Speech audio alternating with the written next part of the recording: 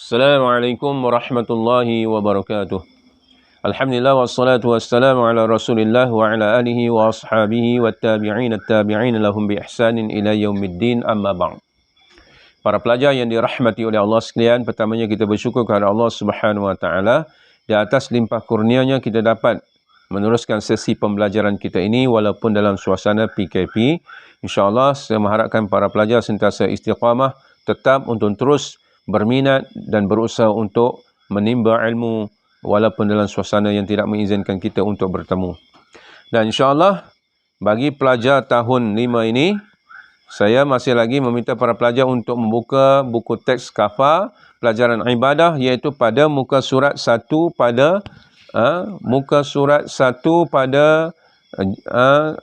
kertas UPKK yang kita bincang dahulu, ulum syariah. Pada muka surat akhir sekali daripada buku tersebut, ulum syariah, akidah dan ibadah. Tapi dalam buku ni hanya ibadah saja dibuat. Bahagian B, ibadah. Kita bincangkan persoalan dalam kertas UPKK ini.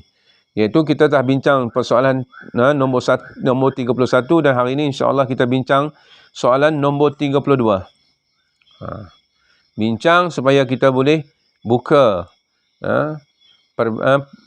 pemikiran kita, minda kita untuk lebih lagi mengingati sumber-sumber ilmu yang berkaitan dengan persoalan tersebut. Baik, persoalan yang ke-32. Soalan yang 32.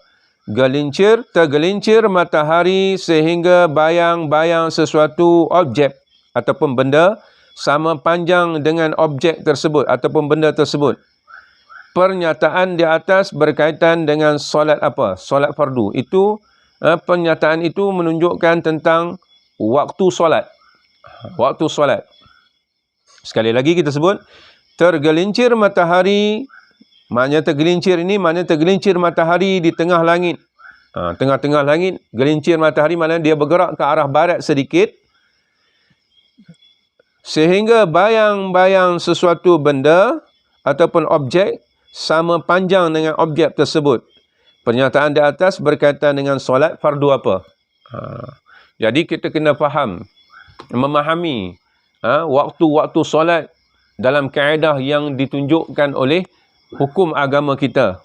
Walaupun zaman kita ni sekarang ni ada jam ataupun ada jadual waktu untuk menentukan waktu solat, tapi hukum dalam kaedah fiqh ni dia ada kaedah untuk menentukan waktu-waktu sembahyang tersebut yang kita pelajari selama ni.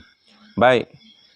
Berdasarkan kepada pernyataan tersebut, gelincir matahari di tengah langit sehingga bayang-bayang sama panjang dengan objek tersebut, itu menandakan waktu zuhur.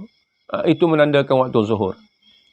Baik, bila mana bayang-bayang tersebut panjang sedikit daripada benda atau objek tersebut, itu menandakan bermulanya waktu asar. Bermulanya waktu asar. Berakhirnya waktu asar ialah bila mana matahari terbenam. Bila mana matahari terbenam di sebelah barat dan terbit cahaya kekuning-kuningan. Belum lagi cahaya merah. Cahaya kekuning-kuningan. Itu tanda berakhirnya waktu asar. Bila cahaya kekuning-kuningan itu berubah menjadi cahaya kemerah-merahan, itu menandakan bermulanya waktu maghrib. Terbenam matahari, dia akan menimbulkan cahaya kekuningan, itu menanda berakhirnya waktu asar. Kemudian cahaya kekuningan tersebut berubah menjadi merah, cahaya merah, lalu cahaya merah itu menandakan bermulanya waktu maghrib.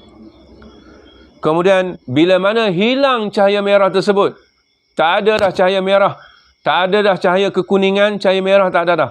Kerana matahari benar-benar terbenam, di sana ada cahaya langit saja. Cahaya langit saja. Itu menandakan bermulanya waktu maghrib. Maknanya berakhirnya waktu maghrib, bermulanya waktu isya. Itu tanda waktu-waktu dalam solat. Baik, bila hilang cahaya merah tersebut di kaki langit di sebelah barat dengan terbenamnya matahari, itu bermulanya waktu isya, berakhirnya waktu maghrib. Baik, bila berakhirnya waktu isya? Berakhirnya waktu isya ialah apabila terbit cahaya merah ataupun dikenali dengan fajar siddiq. Terbit cahaya merah iaitu fajar sidik di sebelah timur, iaitu bila mana matahari hampir nak terbit. Bila matahari sebelum terbit, dia akan mengeluarkan cahaya merah di kaki langit di sebelah timur yang diistilahkan dengan fajar sidik. Itu bermulanya waktu subuh. Bermulanya waktu subuh itu berakhirnya waktu Isyak. Berakhirnya waktu Isyak. Baik, bila terbit cahaya merah tersebut, iaitu cahaya yang dikatakan fajar sidik di sebelah timur sebelum matahari terbit, itunya bermulanya waktu subuh. Bila berakhirnya waktu subuh? Berakhirnya waktu subuh bila mana matahari terbit. Matahari terbit di kaki langit di sebelah timur. Terbitnya matahari. Kita mungkin tak nampak terbit matahari di kaki langit, kan? Maknanya paras lautan biasanya. Kalau di laut, kita akan nampak matahari terbit di paras lautan. Kita ni kawasan duduk di kawasan pergunungan. Kiri kanan kita gunung. Maknanya bila matahari terbit di belakang gunung kita tu, artinya bukan sekadar habis dah waktu subuh. Bukan sekadar habis waktu subuh, tetapi dah bermulanya waktu duha. Bermulanya waktu duha. Kerana matahari dah terbit tinggi dah sebenarnya. Baik, itulah kedudukan dalam istilah ilmu fiqh dalam menentukan waktu-waktu solat. Ini kita kena ingat. Kita kena ingat waktu-waktu solat. Sebagaimana yang saya sebutkan tadi. InsyaAllah saya ulang sekali lagi. Bermulanya waktu subuh bila mana terbit fajar sidik di kaki langit di sebelah timur. Berakhirnya waktu subuh bila mana terbit matahari. Terbit matahari di kaki langit di sebelah timur itu, hilang cahaya merah tersebut, fajar sidik tersebut hilang, terbit matahari, itu berakhirnya waktu subuh. Bermulanya waktu zuhur, iaitu bila mana matahari gelincir di tengah langit. Dia terpacak di tengah-tengah langit, kemudian dia bergerak ke arah barat sedikit. Bila bergerak, ya gelincir, maksudnya tergelincir sedikit ke arah barat, itu bermulanya waktu zuhur. Dan berakhirnya waktu zuhur bila mana benda ataupun bayang-bayang suatu benda itu, objek itu sama panjang dengan benda tersebut. Dan bila mana bayang-bayang tersebut lebih panjang daripada objek atau benda tersebut, itu menandakan berakhirnya waktu zuhur dan bermulanya waktu asar. Bermulanya waktu asar. Bila berakhir waktu asar, iaitu bila mana terbenam matahari dan terbit cahaya kekuning-kuningan di kaki langit di sebelah barat. Di sebelah barat. Terbenam matahari di sebelah barat. Baik. Bila mana cahaya kekuningan tersebut berubah menjadi cahaya kemerahan dengan terbenamnya matahari tersebut, bermulanya waktu maghrib. Bermulanya waktu maghrib. Dan bila mana cahaya kemerahan tersebut hilang, berakhirnya waktu maghrib. Dengan berakhirnya waktu maghrib, bermulanya waktu isyak. Bermulanya waktu isyak dengan hilangnya cahaya merah di kaki langit di sebelah barat. Dengan sebab terbenamnya matahari. Baik.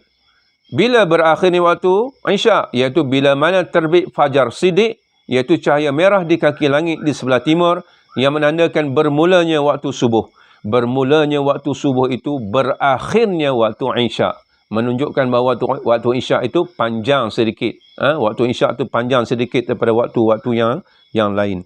Baik, itulah sekadar perbincangan kita di atas tajuk waktu-waktu solat supaya para pelajar dapat memahami. Ini soal berdasarkan waktu zuhur, mungkin dia akan ambil dalam suasana yang lain pula untuk dia tanya pada waktu-waktu yang lain. Sekadar itu untuk pelajaran kita pada hari ini.